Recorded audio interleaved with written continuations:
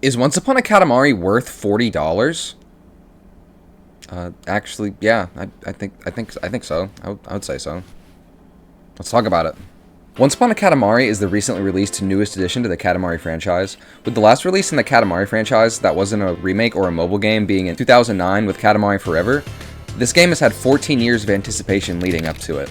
That's as many years as Duke Nukem Forever spent in development hell, which is nothing compared to how many years the developers of that game will spend in actual hell. Fortunately, Once Upon a Katamari is a definite return to form for the series and offers a healthy amount for newcomers and veterans of the series alike. I feel like there are more positives than negatives to go over for Once Upon a Katamari, so I'm gonna start with those.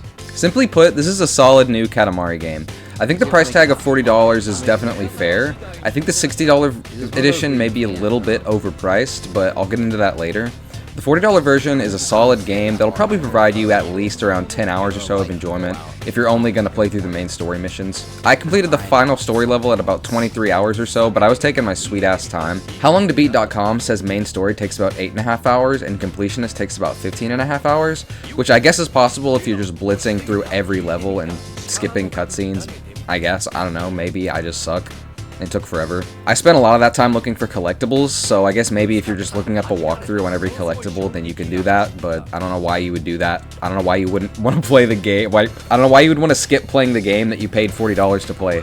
I think most of the people who buy this are just going to be generally people who remember Katamari from back in the day, or people who are just obsessed with Katamari. I do think all intended audiences are going to be satisfied with this one, though. I think this is a good game. I think people will like it. While there is an ample amount of content in Once Upon a Katamari, the scale of the game appears to have been kept deliberately small, likely an attempt to make the game as accessible as possible. The game is running on the Switch 1, for Christ's sake. It's not going to have 4K textures. The game has kept its PS2 era art style, with jagged edges on everything from hilltops to kitty cats. This works really heavily in the game's favor, as it helps stabilize performance tremendously compared to the older games, where the FPS could tank really hard on bigger levels. I really do think that keeping the art style very simple and not trying to overdo it is very commendable. This game is smaller than a Marvel Rivals update. 3.6 total gigabytes for a game released in 2025 is fucking insane, even if it does look like this. Once Upon a Katamari starts with an immediately accessible simplified control scheme, and that is cool. I stuck with the classic control scheme the entire game, but I think having an option for people that are new to the series, maybe younger children, is very cool, because I've always felt the Katamari series prided itself on being as accessible and simple to enjoy as possible. Someone out there is probably pissed off about this setting and calls it gaming journalist yellow paint mode, baby. In addition to the simplified control scheme, the classic control scheme has also had a few changes made to it. If you're immediately coming from an older game, you'll notice very quickly that the Katamari in this game is very snappy and responsive compared to the older games, where you sort of had more of like a loose control over the ball and it felt kind of cumbersome and a little sluggish. I don't necessarily have a problem with it because, like I said, I think that the series prides itself on being as accessible as possible, so maybe making the controls a little bit easier isn't always a bad thing, but I do kind of mourn the skill curve of figuring how to get this big lug of shit to move around. There's an unskippable tutorial as soon as you start the game that makes sure you are absolutely unable to start the game without the basics of knowing how to Katamari, barring your ability to read, although I think even a pre-literacy child could manage to piece everything together here. You finish the tutorial, you watch a cutscene of the king accidentally fucking everything up again. Jesus Christ, dude, we're getting tired of this. Then you're plopped into another level, and after you finish that, you are released into the first hub world, Edo-era Japan, and free to explore what the game has to offer. Once Upon a Katamari has this hub world that you'll be walking around in to select levels, which is very cute.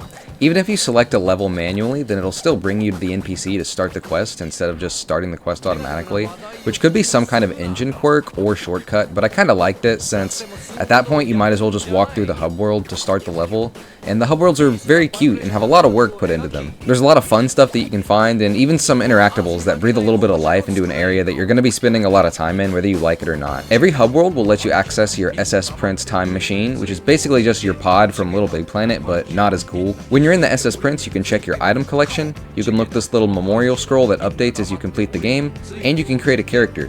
You can also manually select Did you say there was a character creator? That's right, folks. Once Upon a Katamari does include a character creator.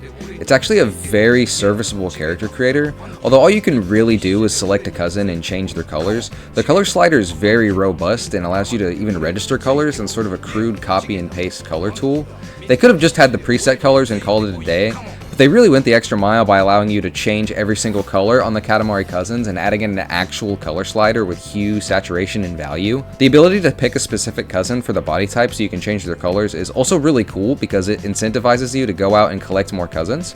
This variety in the character creator and combined with the accessories that you can unlock from finding presents and levels, I mean, there's a lot of combinations you can go for, and I think it'll scratch that character creator itch that a lot of people have. Additionally, your test tube Katamari babies will show up in the overworld, making them really feel like they're a part of your fucked up Katamari family instead of just some inbred abomination that showed up to the family reunion that somebody posted on Facebook. I really love the character creator because I think it allows for some freedom of expression in a game that's a comfort game for a lot of people. But yeah, you can manually select levels as well in the SS Prince. But given that you can just press Y to also select a new level whenever you're in the overworld and you don't actually need to go back to the SS Prince for anything, you're not really going to be using it that much. It's introduced pretty early on, but you're going to be forgetting about it pretty quickly, barring when they introduce new stuff like the second floor where you can play Katamari Ball online, which you'll basically never ever do because there's nobody on these servers. And you can change the background of the room that you'll never ever go in. Wow, cool. At least we know that the family from the first Katamari Damacy is still living happily on the moon. Moving on from what you'll experience in the first hour of the game or so, the game does a pretty good job of pacing itself throughout its runtime. Each level will contain 3 crowns, at least 1 present, and at least 1 Katamari cousin for you to collect. These are all optional, although the game will lock your progress until you collect enough crowns from time to time. Beyond that though, these collectibles are all 100% optional, and you don't need to complete them unless you just want to 100% the game and get everything that the game has to offer. I've never been a big fan of locking content behind an artery clogging amount of collectibles, but I think Katamari Forever doesn't overdo it and does certain things to alleviate the burden. One thing that does kind of help with that is the scan power-up. It's a new power-up that'll help you actually pinpoint new collectibles like crowns, presents, cousins. It's very cool actually. It makes like a sonar sound and like locates all of the collectibles in your kind of close area.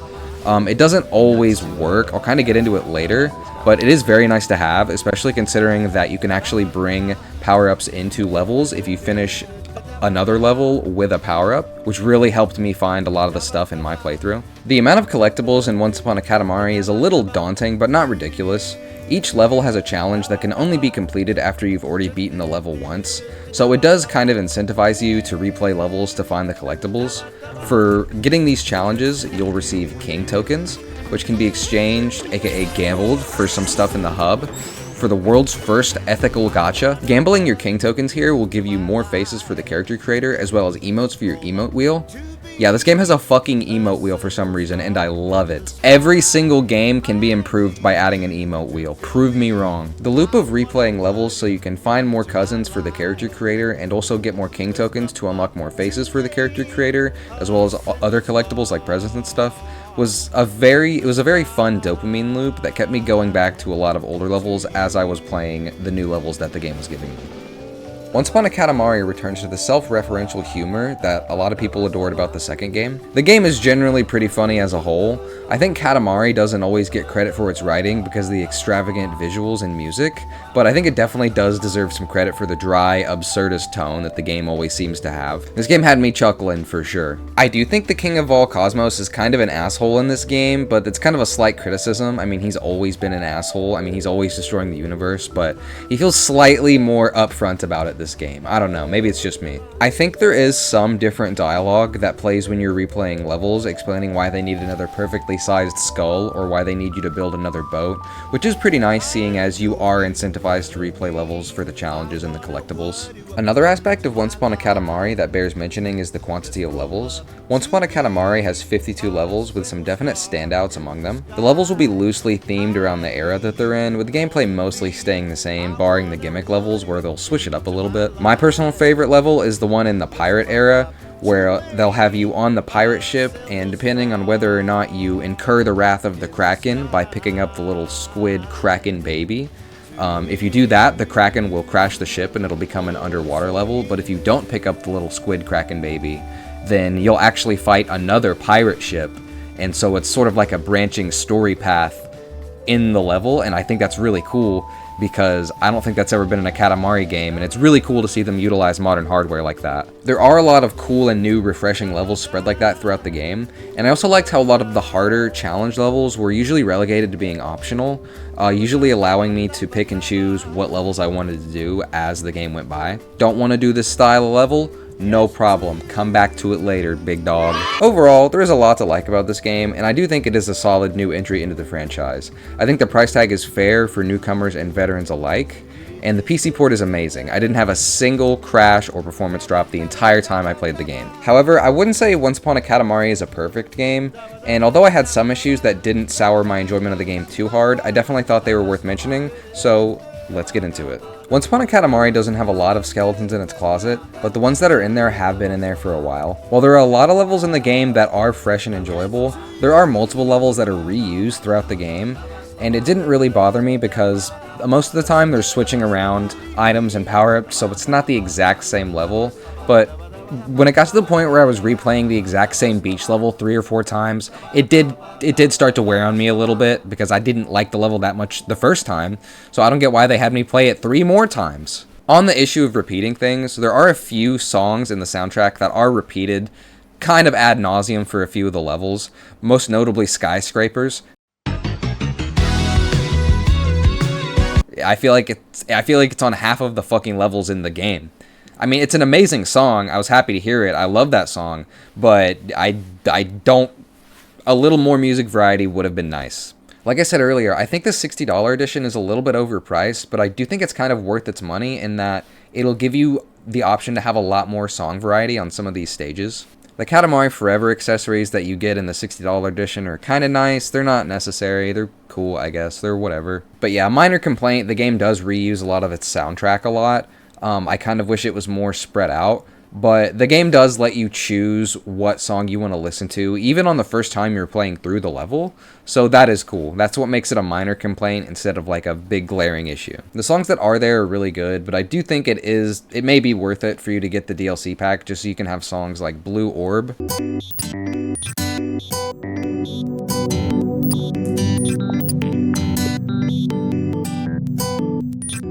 Any song from the first Katamari game.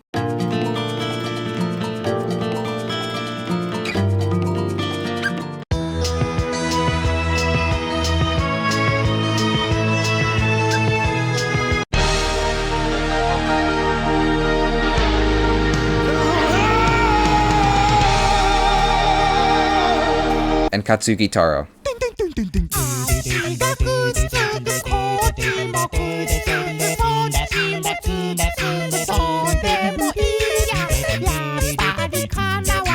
The small scale of the game also seems to have harmed level variety, as about half of the game's levels are concentrated in Edo, Japan. I understand the game is made by Japanese people, so maybe the game is going to have a lot of levels set in Japan, but I really don't understand why we're going to have 10 eras if some of these eras are going to have 2 levels in them. Stone Age and Ice Age both have 3 levels in them, but really only 2 since the last level in them is both locked until you've unlocked most of the cousins in the game. Combine this level disparity with the fact that the last 2 eras you unlock only have a combined total of about 4 levels, it gives the second half of the game a very wonky pacing and had me genuinely surprised when the end of the game came so suddenly. Granted, I still have lots of collectibles, a couple of stages, and apparently lots of cutscenes left to unlock, so the game is far from finished for me, but it's just very weird scrolling through the eras and seeing just how many levels Edo Japan has compared to the other eras, and makes me feel like maybe the game was rushed a little bit in the second half. Another thing that felt rushed or a little bit lazy to me, that the King of All Cosmos only has a design for Edo era Japan. What the fuck are you wearing? Minor complaint, but he looks normal at the beginning, and then he shifts into his Edo Japan design. I was really hoping he would change outfits for every era. My dreams were unfortunately crushed when he did not show up in a cowboy hat for the Western levels. I was really expecting the King of All Cosmos to have a different character design for every single era, which may have been a high standard, but I can also see it being a total character design nightmare to try and translate something extremely iconic as the King of All Cosmos into 10 different time periods. Still, I did want to see him in a cowboy hat, and the game did let me down for that. The lack of an Eternal mode for all but a few of the game's levels is also a little weird to me. It can't have been that hard to add Eternal mode to the rest of the levels, right? Even Katamari Forever on the PS3 had that, and that was when Obama was in office. I really do hope that they patch the game to add Eternal mode to more levels, since I do think that's something that people like to do. You know, this game is a comfort game for a lot of people, so I think a lot of people like to play the most relaxing mode, but I'm not holding my breath for an update like that. One last criticism that I had about the game is something that's sort of universal to Katamari games, and while there was a few attempts to rectify it in this game, it's still a problem that I had encountered a lot in my 20 or so hours of playtime. So to keep it simple, in Katamari games, as your Katamari gets larger and larger, smaller items in the level will despawn to simplify gameplay and keep performance steady. On its own, this is no issue at all, and actually a very smart use of resources by the developers. Where the issue rears its ugly head is that sometimes collectibles such as cousins, presents, or crowns are included in the items that are despawned, making it very easy to miss them. This is an issue present in previous titles as well, like I said, and although the issue is mitigated somewhat with the addition of the scan power-up that will allow you to find collectibles much easier, Once Upon a Katamari introduces a new issue by making certain levels so ridiculously large that your scanner is unable to pick up what you're looking for, either because you've become too large, the item is too far away, or you're not large enough and the collectible that you're looking for hasn't spawned in yet, with no way for the player to know organically. The player is either forced to replay through the level multiple times and use the scan power-up very strategically at different points to search for collectibles, or you can pull up a video walkthrough on YouTube to find what you're looking for, which will completely take the fun out of finding it yourself. Guess what 85% of people are going to do? Overall, I think Once Upon a Katamari is a worth your money if you're interested, buy it out of 10. I don't really want to give it a numbered score because I feel like that takes away a lot of nuance, but I wouldn't disagree with IGN giving it a 9 out of 10. I mean, at that scale, that's just as good as Call of Duty Black Ops 2, and substantially better than games like Imagine Babies, God Hand, and Pets 2, Cats. Wait, do you guys hear that? Do you guys hear that? What the fuck is going on?